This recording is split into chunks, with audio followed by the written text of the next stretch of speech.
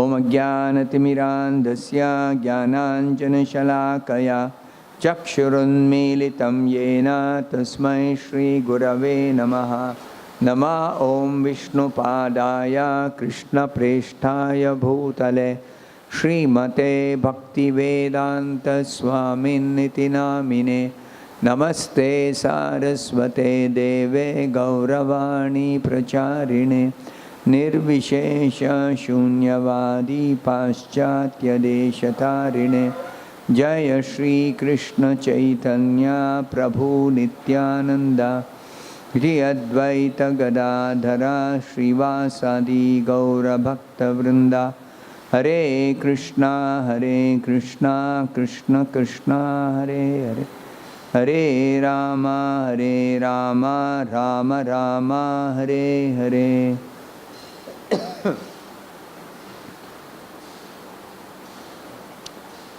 So this new chapter describing pregnancy of Diti in the evening. This chapter is a interesting chapter that is appearing in the middle of this description of Lord Varaha, Varaha's incarnation. Because Vidura is making very important inquiries. When hearing the pastime of Lord Varaha, Vidura is asking Maitreya, please narrate further transcendental activities of the Lord, since Vidura is telling, I am not yet satisfied. Not satisfied means not fully satisfied. There is satisfaction in hearing anything about the Lord, but one feels like hearing more and more. There is no satiation. Just like chanting Hare Krishna gives us relief from all other engagements which you may engage for getting some happiness and some satisfaction. Everyone is seeking these two things in this world. Tushyanti Ramanti in Sanskrit. Bhagavad Gita in one verse, Krishna says, Machitta Madgata Prana Bodhayanta Parasparam Kathayantascha Mam Nityam Tushyanti Cha Ramanti Cha. Open this verse, 10.9. Raghav Sharan, read the translation. Thoughts of my pure devotees dwell in me. Their lives are surrendered to me, and they derive great satisfaction and bliss, enlightening one another and conversing about me. They derive great enlightenment. No, they derive great satisfaction and bliss. Tushyanti Ramanti. Tushyanti means satisfaction. Ramanti means joy, bliss, pleasure, happiness. So, this is the result of constantly discussing about Krishna. Unlike material happiness, spiritual happiness is always increasing. Material happiness, if you engage in some activity continuously, the happiness you get goes on reducing, diminishing. In economics, they have a law of diminishing returns.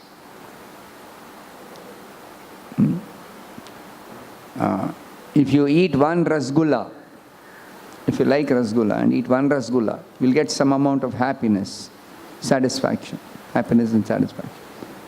But you may not be fully satisfied, so you may want to eat one more. So you eat one more, you may get some more happiness, some more satisfaction. But you cannot go on eating one after another continuously and keep deriving more and more happiness and satisfaction. That is true of anything material. But chanting Hare Krishna is not like that, or any spiritual activity is not like that. Devotional service is not like that.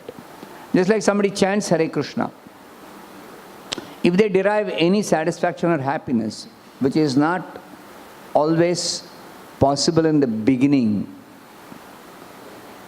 Why? Because Bhavauchada Shrotra Manobhiramat. In the beginning, this chanting of Hare Krishna acts like medicine for the diseased condition of the soul. Bhavauchada. Bhava means this disease of repetition of birth and death. Aushada means medicine. In the beginning, this chanting of Hare Krishna or devotional service acts like medicine to cure this disease called Bhava Roga. And later on, after the disease is cured, then one begins to experience a different quality of happiness and satisfaction. That we say in general, in a crude way, we can say spiritual happiness and spiritual satisfaction. And that happiness and satisfaction, which is derived by chanting Hare Krishna or by any spiritual activity in devotional service, goes on increasing without any limit. Without any limit. So, Srila Rupa Goswami is scientifically described in Bhakti Rasamrita Sindhu. What happens if one begins to perform pure devotional service under proper guidance of a pure devotee? Adau Shraddha. The first contact with a pure devotee is Shraddha. One develops some preliminary faith in the process of devotional service.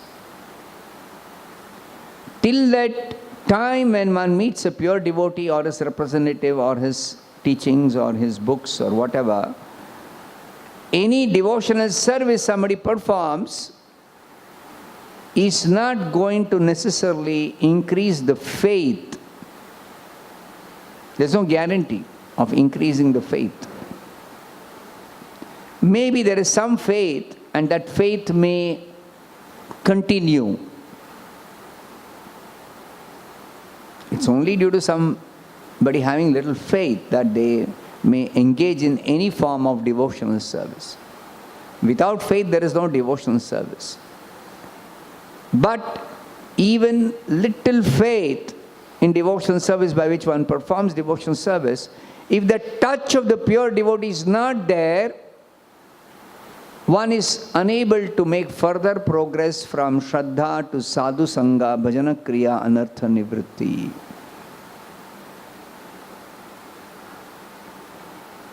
Many of the devotees, before coming to Krishna consciousness, they might have been engaged in some form of devotional service, one form or the other. Might have been visiting temples, might have been chanting some stotras, might have been doing some worship,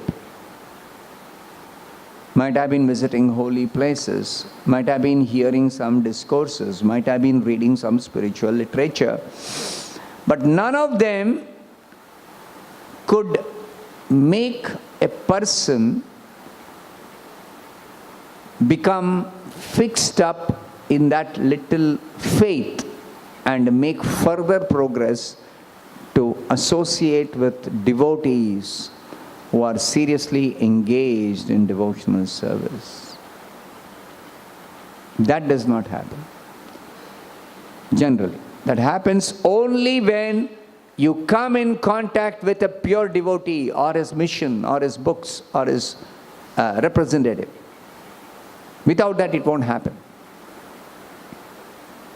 The actual proof is ISKCON, this Krishna consciousness movement started by Prabhupada. Actual proof is the Gaudiya Math. Actual proof is the preaching movement started by Bhaktivinoda Thakur. Before Bhaktivinoda Thakur, so many people who are followers of Gauranga, Chaitanya Mahaprabhu, But most of them were misled into accepting devotional service for their personal material benefit, for some sense enjoyment, for some pious credits. They were not chanting the name of Krishna, Hare Krishna, or even any name of the Supreme Lord for the sake of rendering pure devotional service. They didn't know what's pure devotional service. Without pure devotee, you can never understand what is pure devotional service. Only a pure devotee can explain, can help us understand what is pure devotional service. So, it begins with this contact with pure devotee. The contact need not be only physical contact.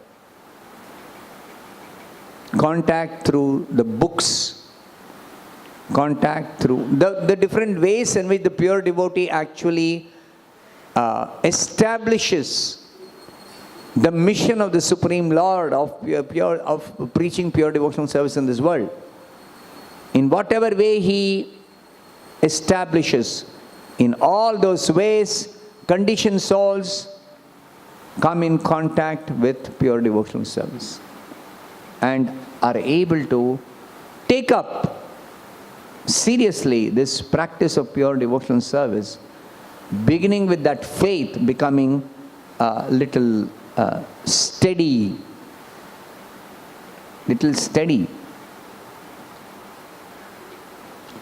Then after this, little faith becomes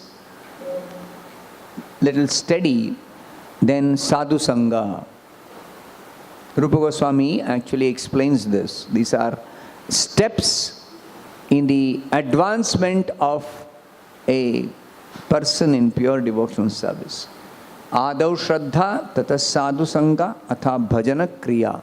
In sadhu sangha, there is bhajana kriya. There are definite activities of pure devotional service performed in a regulated way. Even before sadhu sangha and bhajana kriya, there are devotional activities. Like so many people, even outside of Krishna consciousness movement, they are going to temples, they are chanting some stotras, they are worshipping Krishna, they are offering prayers, they are hearing discourses, they are reading spiritual literature, Vedic literature, but they are not able to get properly established in sadhu sangha and bhajana kriya and anartha nivritti. That is not happening. Clearly we can see. So, the pure devotee helps a conditioned soul through his mission, through his books, through his preaching, through his representatives, through his own personal contact. He helps a soul to become established in sadhu sangha, bhajana kriya, anartha nivritti. Always you see Chaitanya Mahaprabhu established a movement for preaching. Particularly Chaitanya Mahaprabhu, whoever he would meet, he would tell them to chant Hare Krishna. And he would tell them, now you tell others to chant Hare Krishna. Now, Chaitanya Mahaprabhu's meeting any person was not just to tell the person about chanting Hare Krishna. It was also about empowering that person to preach. And what kind of empowerment? In many cases, the empowerment was that the person who began to chant became completely ecstatic. Exactly like Chaitanya Mahaprabhu became ecstatic upon receiving the Mahamantra from Ishwarapuri. He became completely ecstatic. The same thing repeated. So that person who has heard from Chaitanya Mahaprabhu, the Hare Krishna mantra, and repeated, would become completely ecstatic. And in that ecstasy, he would go around preaching, and making others also experience the ecstasy of chanting Hare Krishna. That means that person becomes empowered like Chaitanya Mahaprabhu, even though they may or may not be qualified exactly like Chaitanya Mahaprabhu. Chaitanya Mahaprabhu is Krishna himself. Or you can even say he appeared as a pure devotee of Krishna. So there is nothing surprising or unusual about Chaitanya Mahaprabhu becoming empowered upon hearing first time the Hare Krishna mantra. But the others, other than his own associates who were from the spiritual world, who were anyway empowered to preach, other than them, even ordinary people, when they became empowered by just once contact with Chaitanya Mahaprabhu, just once, then they also began to preach. And that way, many thousands and lakhs and even crores of people started chanting Hare Krishna and becoming ecstatic. So this Leela of Chaitanya Mahaprabhu is described by Krishnadas Kaviraj Goswami in the Chaitanya Charitamrita very nicely. If you read Chaitanya Charitamrita, you will get to see the description of Krishnadas Kaviraj Goswami. Chaitanya Mahaprabhu not only engaged people in chanting and also preaching about the chanting, but he specifically ordered, instructed his associates and his sincere followers and disciples and devotees to systematically preach in so many different ways. Just like the 6 Goswamis, specifically he instructed them, go to Vrindavan, write books on the philosophy of Krishna consciousness, excavate places of pastimes of Krishna in Vrindavan, preach about pure devotion service to Krishna among all the people of Vrindavan. So these specific instructions were given by Chaitanya Mahaprabhu to the 6 Goswamis. Not only the 6 Goswamis, even Nityananda Prabhu. He was with Lord Chaitanya. Chaitanya Mahaprabhu said that if you are with me always, when Chaitanya Mahaprabhu went to Jagannath Puri after taking sannyas, and after his travel, he remained in Jagannath Puri. Then he told Nityananda Prabhu, if you remain with me, who will preach in Bengal? Because Chaitanya Mahaprabhu left Navadvip and came to Jagannath Puri. After taking sannyas, one has to leave home. So his home was in Navadvip. So he left home. Then he told Nityananda Prabhu, you go and preach in Bengal. Specifically, he told Nityananda Prabhu and Haridas Thakur, go door to door, village to village, town to town, throughout the state of Bengal, province of Bengal. Those days it was a province. And preach this chanting of Hare Krishna. So, like that, he ordered all his associates, and Srila Rupa Goswami particularly established the mission of Lord Chaitanya to preach Krishna consciousness throughout the world.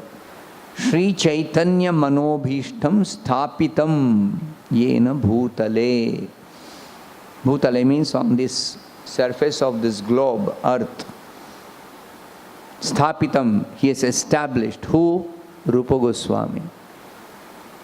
What has he established?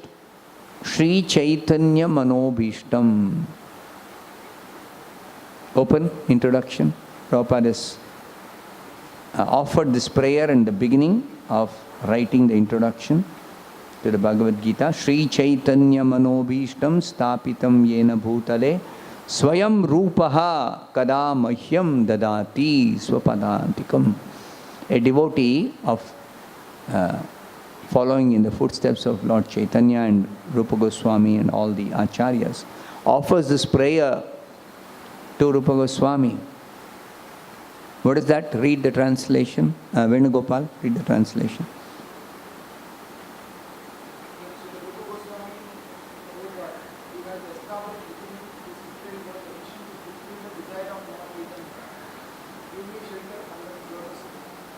The mission to establish the, what is that? Desire of Lord Chaitanya. Chaitanya Manobhishtam Sthapitam. So the desire of Lord Chaitanya is that this Krishna consciousness, especially the chanting of Hare Krishna, be taken up by everyone in this world. His mission is to spread the chanting of Hare Krishna in every town and village. Prithvi te ache yatanagaradi grama. And how will it happen? By the movement established specifically by Rupa Goswami. What is that movement? The Krishna conscious movement, Hare Krishna movement. And it is actually Rupa Goswami who has given us the standards for practicing, for preaching. Everything he has given standards. Rupa Goswami specifically written books, Upadeshamrita, then Bhakti Rasamrita Sindhu. These are the two most important books. And of course, Rupa Goswami and all the Goswamis, they studied Bhagavatam and preached the teachings as explained in the Bhagavad Gita and Bhagavatam. So this study of the Srimad Bhagavatam, for which we have elaborate commentaries or explanations written by all the acharyas, Vaishnava acharyas. All Vaishnava acharyas study the Srimad Bhagavatam very seriously. All of them have written commentaries on Bhagavatam. Every acharya, Vaishnava acharya has written. Or if they have not written a commentary, they study and they preach based on the previous acharya's commentaries. Even before Chaitanya Mahaprabhu, a great Vaishnava acharya, Sridhar Swami, he has written commentary on Bhagavatam, perfect commentary. Standard, Chaitanya Mahaprabhu says, that is the standard commentary. So that commentary, Chaitanya Mahaprabhu accepted as the standard commentary on the Bhagavatam. Even though before Chaitanya Mahaprabhu, people used to consider Sridhar Swami as a Mayavadi. As a Mayavadi, yes. They used to think Sridhar Swami is a Mayavadi. Even now, recently I met a person who was telling Sridhar Swami's commentary is actually Advaitavada. No, Sridhar Swami's commentary is not Advaitavada. It is completely Vaishnava philosophy. Understanding the supremacy of the personality of Godhead. Not the supremacy of the impersonal Brahman. No. So, people were mistaken before Chaitanya Mahaprabhu that Sridhar Swami is giving a Mayavada commentary. Chaitanya Mahaprabhu clarified and established Sridhar Swami's commentary as a Vaishnava commentary. And Chaitanya Mahaprabhu used to quote Sridhar Swami. And later on, the next set of acharyas in our parampara, all of them wrote extensive commentaries, especially Jiva Goswami, Srila Jiva Goswami. Among the 6 Goswamis, the maximum number of writing has been done by Srila Jiva Goswami. It is said that Srila Jiva Goswami, how much he wrote, it's almost equal to how much the other 5 Goswamis wrote. That much he has written. His Shat Sandarbha, his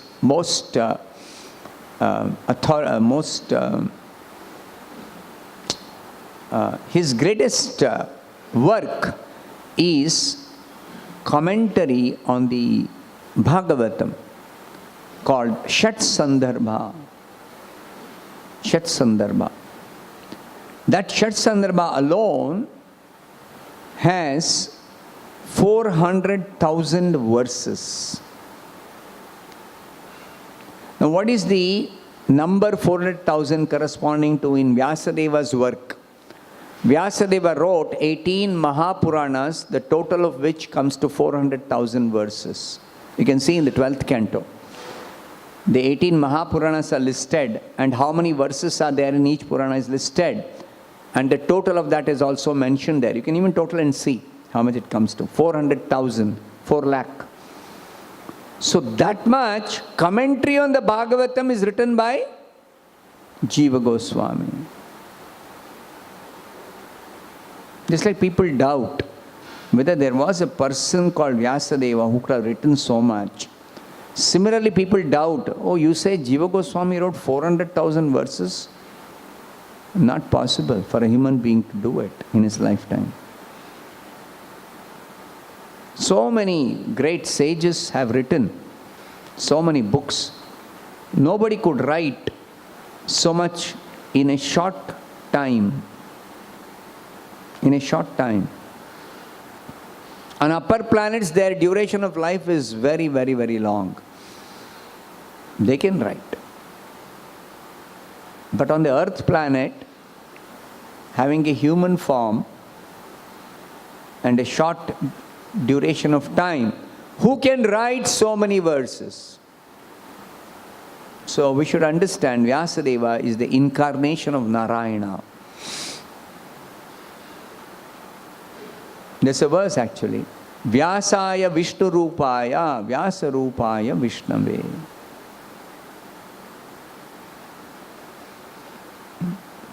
So, Vyasa is incarnation of Vishnu. For the sake of presenting the Vedic literature and the Puranas and the Vedanta Sutra and the Bhagavatam especially, for the sake of establishing the mission of the Supreme Lord in this world, Vyasadeva has done that.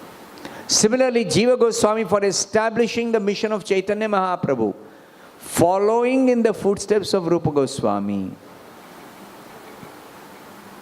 Following in the footsteps of Rupa Goswami. All the Goswamis, they accepted Rupa Goswami as their leader. The other Goswamis, other than Rupa Goswami, they accepted Rupa Goswami as the leader. And Rupa Goswami established the standards. Jiva Goswami gave the explanation. So many books they have written. Nana Shastra Vicharanaika Nipunau Saddharma Samsthapakau. So, those literature established the Krishna consciousness movement of Chaitanya Mahaprabhu in this material world to preach pure devotional service. You can practically see, except for those who come in contact with this pure devotional service movement, others are not able to properly practice pure devotional service. If they are doing so, they may be doing so officially or in terms of hereditary customs. Like somebody says, I am born in Vaishnava family, therefore I follow Vaishnava tradition. This birth is not the criteria at all. It's not the criteria. Of course, if somebody born in a Vaishnava family practices devotional service, very good. That's very nice. But it cannot be that I am born in Vaishnava family, therefore I am a Vaishnava. No. Vaishnava, identity as Vaishnava, is our constitutional position, original position, permanent position, eternal position. This is Vaishnava. Not some based on birth in a family, based on some traditions, some rituals I've learned when I was young. That's what people in the bodily conception think.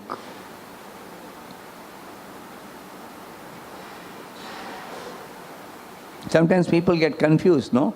Should I worship Shiva? Should I worship Krishna? Should I worship Ganesha? So there are many orthodox people who say, if you're born in a family where they worship Shiva, you should worship Shiva. If you're born in a family they worship Krishna, you should worship Krishna.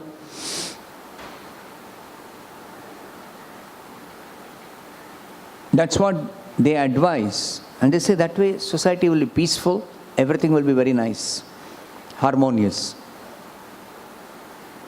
Of course, there's some truth in that.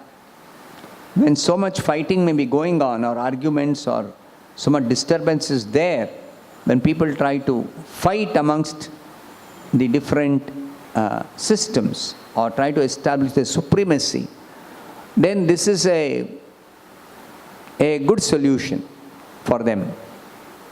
You follow your thing, don't try to criticize others. But if somebody is seriously, inquisitively, objectively wants to understand what are these different faiths, what are these different traditions, worship of Shiva, worship of Durga, worship of Muruga, worship of Krishna, worship of whichever deity, or practice of different systems of yoga. What are all these?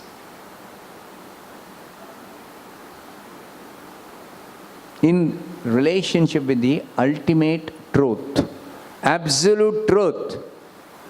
What is the relationship? What is the connection? That most people are unable to explain. Unable to explain. Even the Vaishnavas sometimes are unable to explain. Those who are traditionally Vaishnavas. Whereas the real acharyas, they explain. The acharyas explain. What is the purpose of religion? Bhagavatam addresses that. Bhagavad Gita addresses that. Krishna says, Dharma samsthapanarthaya, for establishing the real religious principles. Nana Shastra Vicharanaika Nipuno Saddharma Samsthapakau. The 6 Goswamis studied various Vedic literatures scrutinizingly for the sake of establishing eternal religious principles in human society. They established. Like Krishna established. He comes for that purpose. Dharma samsthapanarthaya sambhavami yuge yuge. So he has come as Chaitanya Mahaprabhu in this Kali Yuga to establish the real religious principles. Yuga Dharma. Kali Yuga, what is the Dharma? Chanting Hare Krishna. For that he has come and he has established.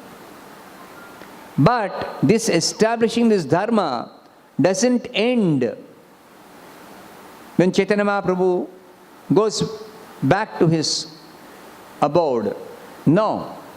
It continues in what is called as parampara system. It continues in parampara system. After Chaitanya Mahaprabhu, the 6 Goswamis.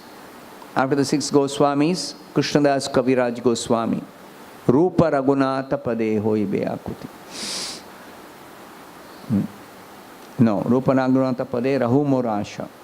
Chaitanya Charitamrita Kohe Krishna Dasa. So, after the 6 Goswamis, Krishnadas Kaviraj. After Krishnadas Kaviraj Goswami, Narottam Das Thakur. After Narottam Das Thakur, Vishwanath Chakravarti Thakur. All acharyas. Continuing the mission of Lord Chaitanya. Continuing the mission of Lord Chaitanya in an authoritative way. In the proper way. And we are fortunate in the same line of these great acharyas. Prabhupada is coming and bringing us the pure message. The pure message is bringing as it is carefully handed down by the acharyas. As it is carefully handed down by the acharyas. Srila Prabhupada says, I am carefully giving you what I have learned from my spiritual master. It is a little difficult to understand. Prabhupada says, I met my spiritual master 4 or 5 times. Not very long meetings either. How could he have got all that he is teaching in the books? So much. So the process is Guru Vandana, worship of the spiritual master. What is that worship? Divya Gyan Hriday Prakashito. Every day we sing Guru Vandana, written by Narottam Das Thakur. So Narottam Das Thakur says that enlightenment in the heart of a disciple happens when the spiritual master, on being worshipped by the disciple properly, actually receives enlightenment from within the heart. So where is Prabhupada receiving enlightenment? Of course, Prabhupada is a pure devotee, Nitya Siddha, that's different. But the process, Prabhupada is teaching us the process. What's the process? Divya Gyan Hriday Prakashito. If we are not able to sit in front of the spiritual master and personally receive instructions, enlightenment, understanding, knowledge, clearing doubts, learning all the details, if that is not happening, because the spiritual master is traveling, he is establishing a worldwide movement, and even the time he has taken is very, very short. 12 short years Prabhupada established this movement. 65 he landed in America. 1 year there was no disciple, no serious followers. 1 year. So 1966 he started this Krishna conscious movement with handful, just one devotee in the beginning and handful few devotees later on. Till 1977, 11 years only actually. Including 66 you can say 12 years. So in 12 short years, Prabhupada established this Krishna consciousness movement. How could any disciple actually learn everything sitting in front, just like it happens in a Gurukula? No, that's not the way. The method is by worship of the spiritual master. That's why Prabhupada established daily Guru Puja in the temple hall. It's significant. Temple hall means all those who come to the temple. Correct? What is the special thing about a temple? Temple is open for everyone. Which means that if everyone comes to the temple and starts following the temple program, if they're serious about Krishna consciousness, naturally they'll come every day to the temple. And then they'll participate in the programs. What is the program? Daily temple program. Of course, worship of Krishna is there. Aarti is there. Kirtan is there. Glorification of Krishna is there in the form of Bhagavatam. That is all okay. What about Guru Puja? That is because Prabhupada is the spiritual master, and simply by worshipping Prabhupada, hearing his teachings, reading his books, following these instructions to chant Hare Krishna 16 rounds every day, one can get enlightenment from within the heart simply by worshipping him after having followed the instructions. This is the system. Enlightenment from within the heart. And we can see that happening. None of us met Prabhupada physically, but we have so much of understanding of Krishna consciousness. Where is it coming from? It cannot come by some material process. Not possible. Krishna consciousness is never possible by any material process. It is only by enlightenment by Prabhupada himself from within our heart. Because we are following, because we are worshipping, because we are surrendering, because we are hearing Prabhupada. That's why.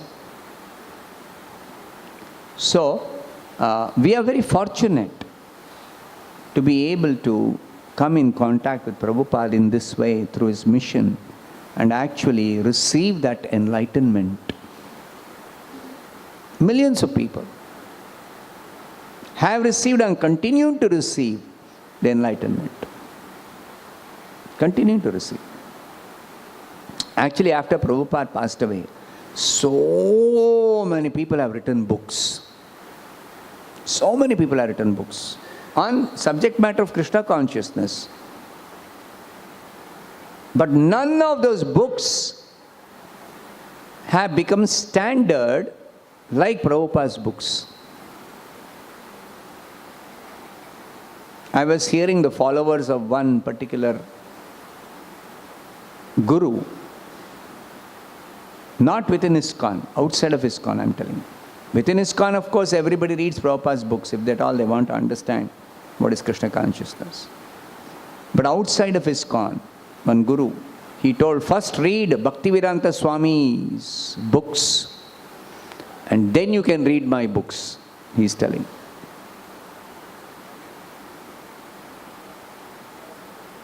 It's a fact.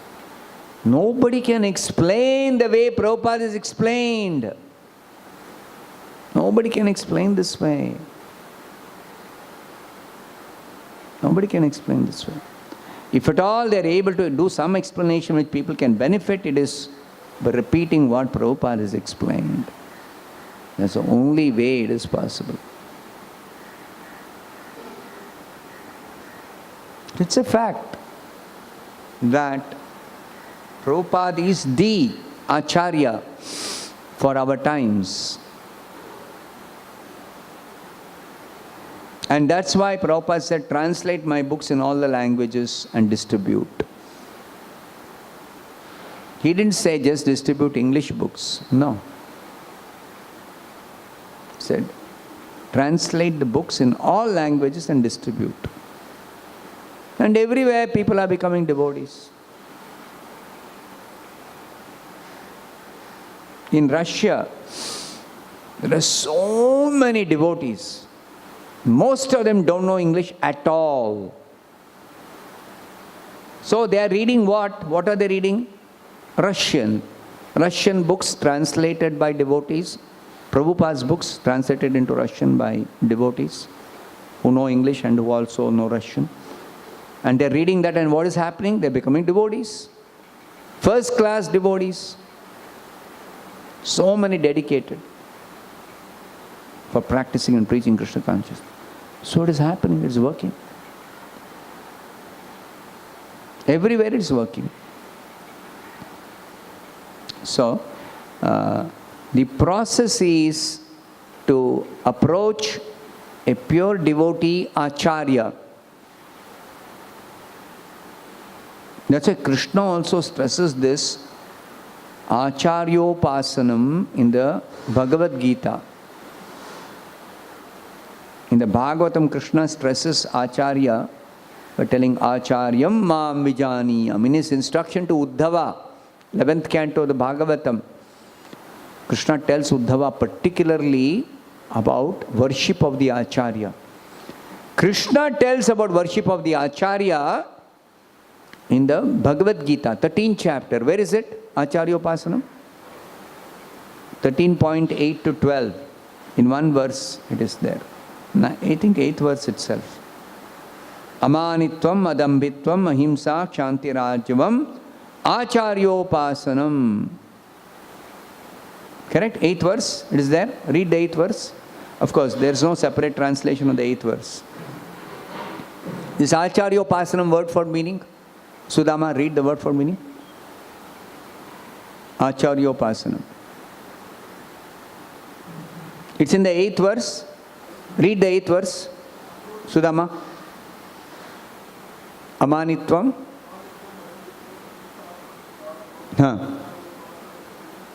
Acharyopasanam shaucham. Then Stairyam Atma Vinigraha. This is the 8th verse. There's a list of 20 items of knowledge, 8 to 12, out of which these are the first few items. In that, Acharyopasanam is Amanitvam, Adambitvam, Ahimsa, Kshanti, Arjavam, Acharyopasanam. 6th item. So what is the word for meanings, Sudama? Acharyopasanam? Approaching a bona fide spiritual master. Of course, different places, different meanings are given. Essentially, Upasanam can mean approaching, can also mean taking instruction, worshipping, following, surrendering.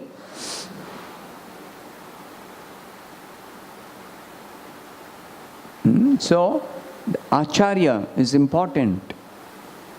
Acharya is very, very important. See, that word Acharya sometimes is used to mean just a teacher who teaches by example. But in the context of pure devotional service, Acharya just doesn't mean a teacher.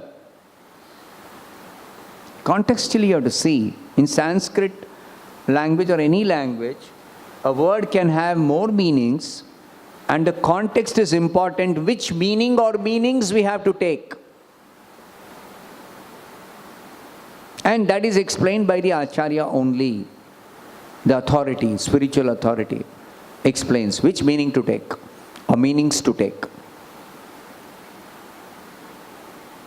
So, this word Acharya in the context of pure devotional service means a bona fide spiritual master who is a spiritual authority being authorized by the predecessor authority. In parampara, coming down directly from Krishna. That also, what kind of parampara? Not Rajarshi parampara, not Brahmarshi parampara. Because Rajarshi parampara we have example in the Bhagavad Gita. Krishna tells this Rajarshi parampara was broken. But the pure devotee parampara is special because it is unbroken. Unbroken. So how do you understand this unbroken when there are so many gaps? Prabhupada says this parampara from Krishna to Brahma to Narada to Vyasa to Madhvacharya, this parampara in Prabhupada is coming, unbroken chain of disciplic succession. So how is it unbroken when there are so many gaps? That Prabhupada is explained. One devotee asked Prabhupada, his own disciple asked him, how can you understand there are big gaps? Prabhupada says, for these gaps, that we are concerned with transcendental knowledge. Where is this mentioned? Evam parampara praptam imam rajarshayo viduhu. Which chapter of Bhagavad Gita? Chapter on transcendental knowledge. So, what is coming down in parampara is the transcendental knowledge. And that transcendental knowledge has been described by Prabhupada in the purport to the last verse of the 4th chapter. This knowledge is pure spiritual activity. Is pure spiritual activity. So this is not just some theoretical knowledge. It is realized knowledge, which is knowledge in the background, theoretical understanding in the background, and in the foreground there is practical activity, spiritual activity. Spiritual activity backed up by spiritual understanding, spiritual knowledge. For this, Prabhupada writes elaborate purport to one verse in the first canto, second chapter. I'm going to close with this point. It's time now. Tat shraddhadhana munayo jnana vairagya yuktaya pashyanti atmani chatmanam bhaktya shruta grihitaya. Bhakti is based on Vedanta, Shruti, based on the Vedas. Bhakti is not some sentiment, merely a sentiment, emotional outpouring of some sentimental person. No. Bhakti is based completely on Vedanta. And that Bhakti based on Vedanta is what is explained in Bhakti Vedanta purports. Chaitanya Mahaprabhu, when he had conversation with Sarvam Bhattacharya, when he had conversation with Prakashananda Saraswati, both were Mayavadis, thinking that Vedanta means Mayavada philosophy. Shankaracharya's explanation. So Chaitanya Mahaprabhu explained, Shankaracharya's explanation is not the correct explanation of the Vedanta philosophy. The correct explanation is given with the Vaishnava Acharyas. Because they explain devotional service in terms of Vedanta. That is the Vaishnava Acharya's explanation of the Upanishads, of the Vedas, of the Puranas, of the Itihasas, of all the Vedic literature. The Vaishnava Acharyas give the perfect explanation. So therefore, devotional service has to be executed on the basis of the understanding of Vedanta philosophy. That's why Chaitanya Mahaprabhu, he quotes Kali Santarana Upanishad in support of chanting Hare Krishna. Brihanaradiya Purana says this Hare Krishna mantra has to be chanted. But some people will say, oh, that Purana is all Smriti. Shruti is what we follow. For that Shruti reference, Chaitanya Mahaprabhu is giving Kali Santarana Upanishad. So, our Krishna consciousness movement, bhakti, is established on the basis of Vedanta, the original Vedas.